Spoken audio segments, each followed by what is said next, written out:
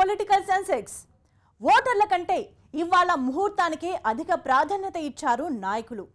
వేలాది మంది కార్యకర్తల్ని వెంటేసుకుని వచ్చి ముహూర్తానికి అనుగుణంగా నామినేషన్లు దాఖలు చేశారు. ఇకపోతే నామినేషన్ల సందర్భంగా కుస్తీలు పట్టుకున్న సంఘటనలు కూడా ఉన్నాయి. ఇటు టీడీపీ అధినేత చంద్రబాబు, వైసీపీ అధినేత జగన్ల మధ్య మాటల యుద్ధం యథావిధిగా కొనసాగింది. ఈ పరిణామాలన్నీ ఓటర్లను ఏ విధంగా ఆకట్టుకున్నాయి?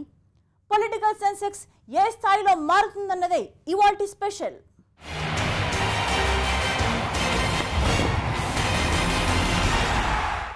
శుక్రవారం మంచి ముహూర్తం కావడంతో ఏపీలో నామినేషన్ల పర్వం జోరుగా సాగింది. పైగా శని, ఆదివారాలు రెండో సెలవు దినాలు కావడంతో బడా లీడర్లంతా నామినేషన్ల ఘట్టాన్ని పూర్తి చేసుకున్నారు. టీడీపీ అధినేత చంద్రబాబు తరపున కుప్పంలో స్థానిక నేతలు నామినేషన్ దాఖలు చేశారు. ఇటు వైసీపీ అధినేత జగన్ స్వయంగా పులివెందులలో నామినేషన్ దాఖలు చేశారు.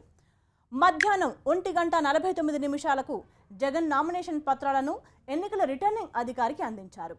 ఇటు టీడీపీ జాతీయ కార్యదర్శి నారా లోకేష్ మంగళగిరి శాసనసభ స్థానానికి నామినేషన్ వేశారు. సరిగ్గా మధ్యాహ్నం 2:30 నామినేషన్ పత్రాలను ఎన్నికల రిటర్నింగ్ అధికారికి అందజేశారు. ఇటు పశ్చిమ గోదావరి జిల్లా భీమవరంలో పవన్ కళ్యాణ్ కూడా నామినేషన్ వేశారు. మధ్యాహ్నం 2:45 ముహూర్తం చూసుకొని మరీ నామినేషన్ వేశారు. అనంతపురం జిల్లా హిందూపురం శాసనసభ స్థానానికి నటుడు బాలకృష్ణ నామినేషన్ దాఖలు చేశారు. అంతకుముందు సుగూరు ఆంజనేయ స్వామి ఆలయంలో సతీమణి వసుంధరతో కలిసి ప్రత్యేక పూజలు చేశారు.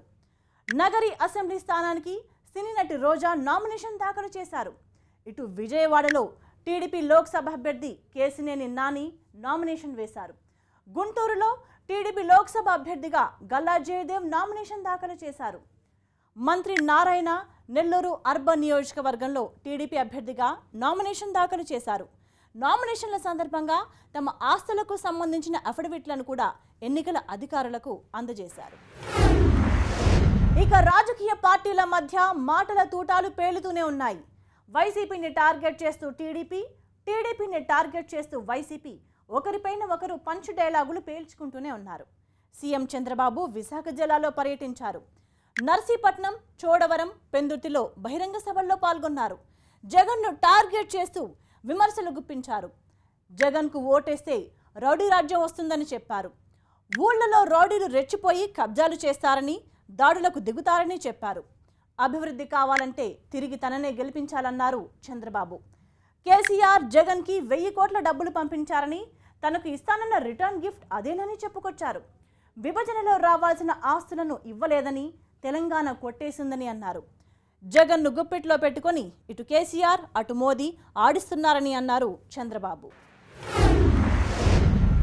ఇటు పులివెందుల అసెంబ్లీ నియోజకవర్గానికి నామినేషన్ వేసిన వైఎస్ జగన్మోహన్ రెడ్డి చంద్రబాబు టార్గెట్గా విమర్శలు గుప్పించారు. 5 ఏళ్ల పాటు అబద్ధాలతో మోసం చేస్తూ వచ్చిన చంద్రబాబు ప్రజల దృష్టిని మరల్చడానికి హత్య రాజకీయాలకు తెరతీశారని చెప్పుకొచ్చారు. పులివెందులలో తన బాబాయ్ వివేకాను హత్య చేయించిన చంద్రబాబు ఇప్పుడు ఆ కేసును వైసీపీ పైకి తోసేందుకు కుట్ర చేస్తున్నారని చెప్పుకొచ్చారు. 2-3 రోజుల్లో రాష్ట్రంలో దాడులు చేయించడానికి చంద్రబాబు కుట్ర చేస్తున్నారని ఆరోపించారు. వైసీపీ ఓట్లను చీల్చేందుకు చంద్రబాబు కుట్రలు చేస్తున్నారని, ప్రజలు ఇది దృష్టిలో పెట్టుకోవాలని చెప్పారు. పులివెందుల అంటే తనకు ప్రేమ అని, పెద్ద దిక్కు వివేకాన్ని కోల్పోయానని, ప్రజలే తనకు భరోసా ఇవ్వాలని విజ్ఞప్తి చేశారు జగన్. ఇక సీట్ల కోసం కొట్లాట, నాయకుల మధ్య ఉన్న అంతర్గత విభేదాలు ఇంకా బయటపడుతూనే ఉన్నాయి. పశ్చిమ గోదావరి జిల్లా ఉండిలో టీడీపీ, వైసీపీ కార్యకర్తల మధ్య ఫైటింగ్ టెన్షన్ను క్రియేట్ చేసింది.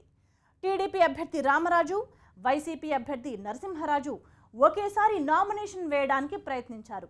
దీంతో 2 పార్టీల కార్యకర్తల మధ్య తోపులాటలు కాస్త లాఠీచార్జ్కు దారితీశాయి. ఇటు ఒంగోలులో కూడా ఇదే పరిస్థితి. నామినేషన్ వేయడానికి వచ్చిన వైసీపీ అభ్యర్థి బాలినేని శ్రీనివాసరెడ్డి, టీడీపీ అభ్యర్థి దామచర్ల జనార్దన్ వర్గీయులు కుస్తీకి దిగారు. ఇక్కడ కూడా పోలీసులు లాఠీలకు పని చెప్పారు. మరోవైపు పీసీసీ అధ్యక్షుడు రఘువీరారెడ్డితో ఆ పార్టీ నేత సుంకర కృష్ణమూర్తి గొడవకు దిగారు. కమ్మ సామాజిక వర్గానికి 1 సీటు కూడా ఇవ్వరా అంటూ గొడవకు దిగారు. సీట్లు అమ్ముకుంటున్నారని రఘువీరాపై గవర్నర్పేట పోలీసులకు ఫిర్యాదు చేశారు సుంకర. ఇది ఇప్పటి వరకున్న ఏపీ పొలిటికల్ సెన్సెక్స్. మరిన్ని అప్డేట్స్తో మరోసారి కలుద్దాం. చూస్తూనే ఉండండి టీవీ 9.